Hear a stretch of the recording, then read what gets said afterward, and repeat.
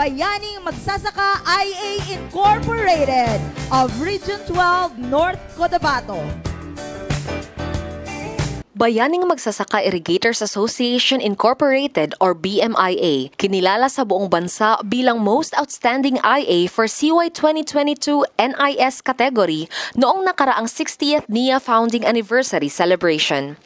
Halika't kilalanin natin ang asosasyong ito at silipin ang kanilang paglalakbay sa pagkamit ng natamong tagumpay. Ang Bayaning Magsasaka Irrigators Association Incorporated o mas kilala bilang BMIA ay isa sa 8 IAs ng NIA Cabacan River Irrigation System sa ilalim ng Cotabato Irrigation Management Office na matatagpuan sa bayan ng Cabacan sa lalawigan ng Cotabato. Nagsimulang naorganisa ang IA bilang Cabris Division A IA noong 1989 at narehistro sa Security Exchange Commission noong sumunod na taon.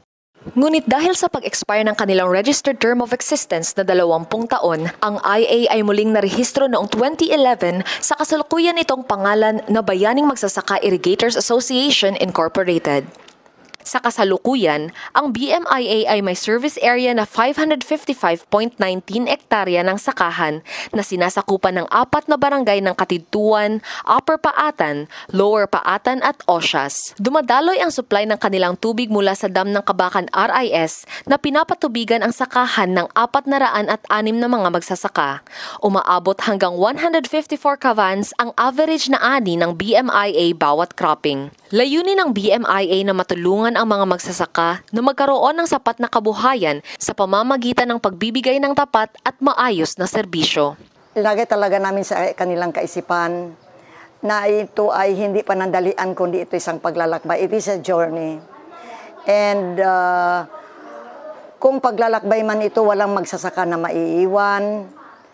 At saan patungo kundi sa tunay na pagbabago at pag-angat ng kabuhayan ng ating mga magsasaka. Upang makamit ang nasabing layunin, nagsumikap at naging consistent ang BMIA sa kanilang best practices, katulad ng patuloy na pagpapatupad ng kanilang Cropping Calendar and Pattern of Planting o CCPP, lalong-lalo na sa synchronous farming, regular na pagsagawa ng mga pagpupulong at canal clearing o bayanihan. Malaki talaga ang naitulong ng IA sa aming mga farmers dahil sa kanilang patubig. Kahit na medyo mataas ang aking sakahan, ang aming sakahan, naabot pa rin ng tubig. Saka yung pag-prepare ng sakahan namin, nagagamit din namin yung mga makinarias na nandito na tumutulong para i-prepare yung sakahan namin, taniman namin. Saka kung sa harvestan naman, mabilis dahil dito yung harvester na pinapagamit sa amin. Sa loob ng maraming taong pagsisipag, nakilala ang Bayaning Magsasaka IA sa iba't ibang larangan, hindi lang sa probinsya ng Cotabato at kundi pati na sa buong Rehiyon 12. Iilan sa mga parangal na natanggap ng BMIA ang mga sumusunod. Outstanding IA for CY 2015, Most Outstanding IA for CY 2016, Outstanding IA in IMT Performance for CY 2017, Most Outstanding IA First Runner-Up for CY 2017, Best IA Office for CY 2018 Systems Level, Best IA for CY 2020 and CY 2021. At dahil sa kanilang katapatan at dedikasyon sa serbisyo, kinilala na nga ang BMIA sa buong Pilipinas bilang Most Outstanding IA for CY 2022 sa NIS category noong nakaraang 60th NIA Founding Anniversary Celebration na ginanap sa NIA Central Office, Quezon City. Hindi lubos na maipahayag ang pasasalamat ng BMIA dahil sa nakamit na parangal at pagkilala sa kanilang asosasyon. Talagang ipinagmamalaki nila ang kanilang naabot na tagumpay. Dagdag pa, nakamit ito ng IA dahil sa tiwalang ibinigay sa kanila ng mga magsasaka at pagsunod sa lahat ng paggabay na itinuturo ng gobyerno sa kanilang asosasyon. Sapagkat lahat na itinuro ng system o lahat na gabay na naibigay ng gobyerno ay sinusunod namin.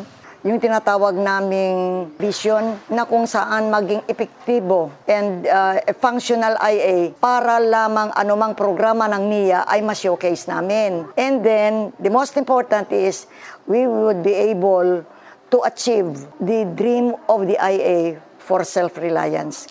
Hangarin pa rin ng BMIA na ipagpatuloy pa ang kanilang mga mabuti at magandang nagawa, hindi lang sa asosasyon, kundi pati na rin sa ibang magsasaka. Hangarin din nilang mas palakasin at patibayin ang partnership nila sa iba't ibang ahensya ng gobyernong pang-agrikultura para sa benepisyo ng mga magsasaka sa kasalukuyan at sa hinaharap. Our aim is to improve, to be better than before.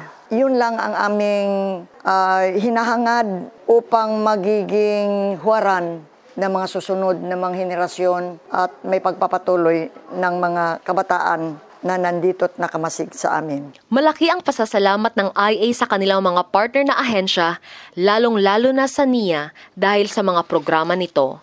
Ako po ay isang magsasaka dito sa Kabakan.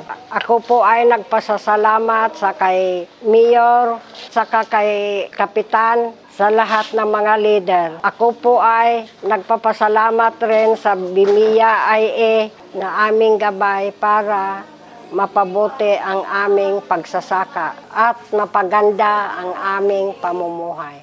Sa lahat na ahensya na tumulong, lalong-lalo na sa NIA, maraming salamat po. Napapasalamat rin kami sa programang ito sapagkat dito namin hindi masasabing 100% na-attain na namin ang dream for self-reliance, pero ito ay patungo na sa aming gustong mangyari sa aming IA.